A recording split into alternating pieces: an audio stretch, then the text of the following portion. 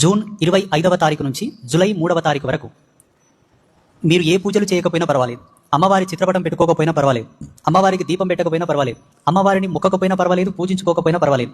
ఒకటి మాత్రం పాటించండి, ఈ 9 రోజులు మీ ఇంట్లో నాన్ వెజ్ అవాయిడ్ చేసేసేయండి. మొదటి నియమం. ఈ 9 రోజులు సాధ్యమైనంత వరకు ఆల్కహాల్ తీసుకోవద్దు. రెండవ నియమం. మూడవ నియమం, సాధ్యమైనంత వరకు సతీ సాంగత్యం చేయొద్దు. కొంత బ్రహ్మచర్యం పాటించండి ఈ గుప్త నవరాత్రులు 9 రోజులు. ఈ 3 నియమాలు పాటిస్తే మీకు వారాహి మాత అనుగ్రహం వచ్చినట్లే. అంటే ఈ 3 నియమాలు ఎంత పవిత్రమైనవి అంటే తెలియకనే మన పాలిట పుణ్యానికి ప్రతి పుణ్యాన్ని ప్రసాదించేటటువంటి కల్పవృక్షం ఈ 3 నియమాలు. ఈ 3 నియమాలు ఏ సందర్భంలో పాటించినా కూడా జీవుడు పొందవలసిన రిజర్వేషన్స్ అన్ని పొందుతాడు సునాయాసంగా.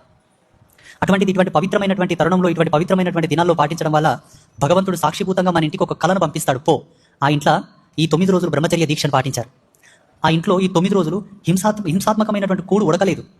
ఆ ఇంట్లో ఈ 9 రోజులు కూడా వ్యసనపూరితమైనటువంటి మద్యం ఎవరు సేవించలేదు. ఇల్లంతా పరమపావనమై ఉన్నది కాబట్టి నువ్వు వెళ్ళి ఆ ఇల్లును పావనం చేయి, ఆ యజమాని కష్టాన్ని దూరం చేయి, ఆ ఇల్లాలి యొక్క బాధను దూరం చేయి, ఆ ఇంటికి ఉండేటటువంటి శత్రుశేషాన్ని అంతా తీసివేయని చెప్పి అమ్మవారే మీకు ఆ శక్తిని పంపిస్తుంది. కాబట్టి సాధ్యమైతే ఈ 3 నియమాలు పాటించండి.